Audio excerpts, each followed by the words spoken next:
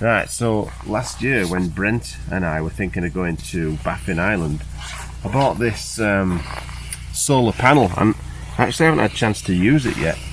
As you can tell by the way that I don't know how to open it. Oh, there we go. But yeah, you just stick this in the sun, and then on the back there's a little USB thing. There you go, USB. So I'm going to plug that into there, and of course because I shoot Sony, all my batteries perished last night, so I've got this Sony battery pack to charge my batteries 2 at a time. I'm just not competent today. And I always have a stash of 25 batteries in my pockets at all times as a Sony shooter. So that's it, there we go. So I've just got to go and lay this in the sun and come back 2 weeks later and it'll be fully charged. No, I'm hoping a couple of hours I might get a full charge. Put it over here.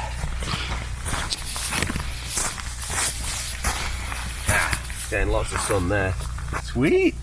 Got my little red lights are on telling me it's charging. Definitely worth the $2,000 it cost to buy. Nah, it was only like $150. So we'll see. After 3 whole hours, I'd managed to charge a Perfettimule 9%. So we headed to a coffee shop for a full recharge. One of the things that I love about travelling, and especially driving through forests or hiking through forests, is the smell of forests. And this one, magnifique. After last night's epic time-lapse, my memory cards were suffering from severe brimmage, so it was time to download those RAW files to the hard drive while sucking up some battery power. I was also in dire need of a bath. Why are your feet so dirty? It's just because I haven't had a bath in a week. So I think Michael needs a bit of a break from me at the moment. He's decided to sit on a different table with his laptop and occasionally look over. Hiya. Alright? You know, when you've been sharing a van with the same guy for the last 5 nights, you know, it gets a little bit intimate. And so we devised a plan to go and shoot the sunset at Smith Rock, where it turns out the weather would be rather interesting. Oh, and there's cute little rattlesnakes.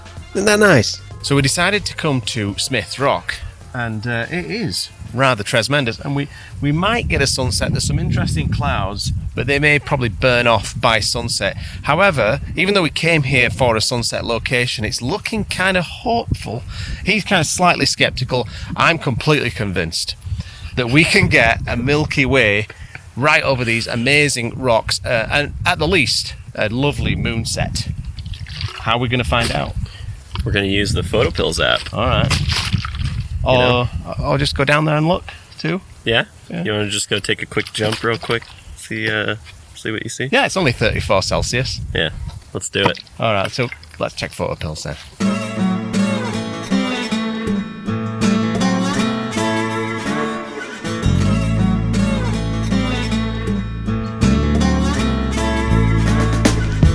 I was completely in awe of this amazing volcanic geology, which originated 30 million years ago. So I got busy looking for some delicious compositions. And this handheld shot was one of my favourites, as it captures the river snaking its way through the valley under those impressive pinnacles that catch the early evening light. I really enjoy that subtle reflection you can see in the river. This scene reminded me so much of those western movies I saw as a kid. I half expected to see a cowboy on a horse riding down a trail. You know, it's times like this that I really wish I had a long telephoto lens. But what's that? What's that you got? What were you saying, Gavin? You wish you had a long lens? Yeah, that looks... What's that? This is a brand new 16 to 35 by Nikon. They make it a little bit different now. It's a little bit... It's more of a long looking lens, and the lens hood is a little bit more narrow. It's new technology. Yeah, so I wouldn't want to borrow that then. No. This This is going to be wider than what you've got on that camera. Really? Because it looks kind of more like No. New 16 to 35, yeah. Yeah? Yeah, full frame 16 to 35, yeah. All right. Just a little odd looking, a little different than the way they normally make it. Yeah. You know. Just like its owner. Yeah. One of the main reasons we come to Smith Rock was for this. It's one thing to photograph epic storm clouds, but getting them over a geological marvel such as Smith Rock, well, that's like the holy grail. Look at those beautiful thunderclouds, just as I, Gavin Hardcastle, predicted. I'm not Australian. I can't do it. Jeez. Was that really Australian? Well, either that or Welsh. I don't know. Like, what was that? You try and do my accent. You try and do my accent. That doesn't sound right. With this shot, it's all about this cloud business that's going on here. I'll just stop down so you can see. Look at all of this texture and contrast and shape. Absolute majesty. Now, of course, if you look on this ridgeline, I'll just open up the aperture a bit. We've still got some tasty light on there, and we've still got that reflexion, but it's not as impactful as it was earlier. But what am I going to do? Stop shooting? No, I'm going to keep shooting because the drama that's going off in this sky is unbelievable. Now, with this comp, you're looking at this river problem, you're thinking, why the hell have you cut that off? Well, I haven't. This is just the video, which is a 16:9 on the 3:2. There's a little bit more space on the top and a little bit more space on the bottom. So trust me, it works. I'll show you when I've done it.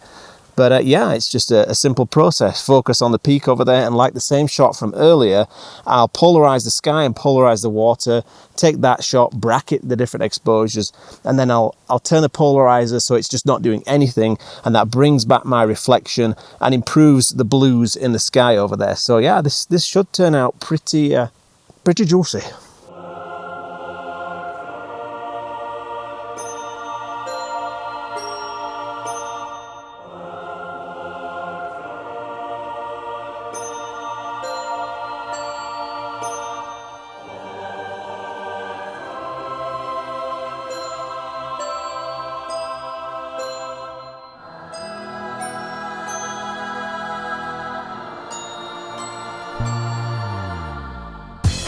What a beautiful cloud.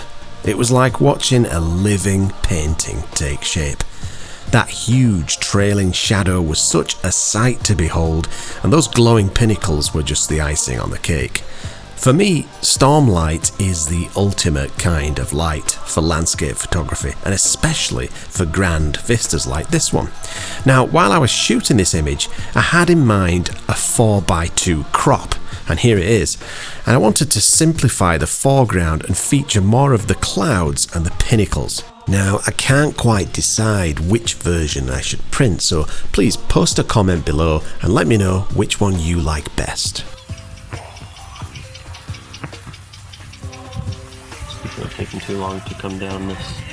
Well, the lights changed quite dramatically, and that ginormous cloud system that we saw earlier, let me just nudge it up, see if you can get that, has shrunk to, I would say, about half its size to what it was earlier. But I'm still loving the shapes and the colours that we're getting. It's this lovely, warm orange glow as the sun goes down. What I'm really wondering is, Mike, did you book us a nice 5-star accommodation room tonight? Don't be mad. They just said no double occupancy for whatever reason in the room. I don't know why. You might have to call them, or yeah. So I'm not really sure, but there's if you want, you could take the room, and I could take a sleeping bag outside or something. Yeah, all right, that'll do. You wouldn't want that though. I know you. No, that's fine. I don't think you would want that, and it is in my name, so I think we're gonna go with that. And my name's Michael Shanebloom.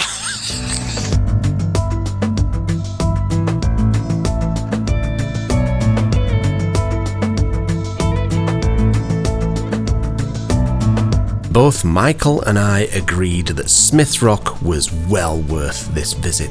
So much so, in fact, that we decided to come back tomorrow because, well, I'd kind of set my sights on visiting this epic viewpoint that would involve us climbing up this ridge to the very top of that plateau. Not that difficult, really, except for the fact that tomorrow would be 36 Celsius.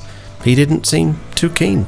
Well, I think it's pretty much time to wrap up. We've got some quite tremendous shots. Against all expectations, when we came here, we thought there was a very slim chance. Hung around and it paid off like it sometimes does. And I'm quite happy with what I got. And I'm sure Mike got quite a tasty shot as well. And he shot at a time lapse, which I'm quite excited to see. And if I'm lucky, he might even let me put it in this video. No? Alright. So what's for dinner? Greek food? Sure. Ooh, I'm really in the mood for some Greek. And then I've got to get him drunk enough to agree to hike all the way through this valley, up along that ridge, over the top of there, and then down into this gully to go to Misery Ridge. Have I got a chance? We'll see. I don't know. I'll take that as a yes. Yes. There was time for one last shot before the light was done, and I managed to capture this lovely soft light on the pinnacles. As landscape photographers, we commit to hours of driving, never really knowing if we'll get that shot. Well, today had been one of those days where we took the risk and it paid off.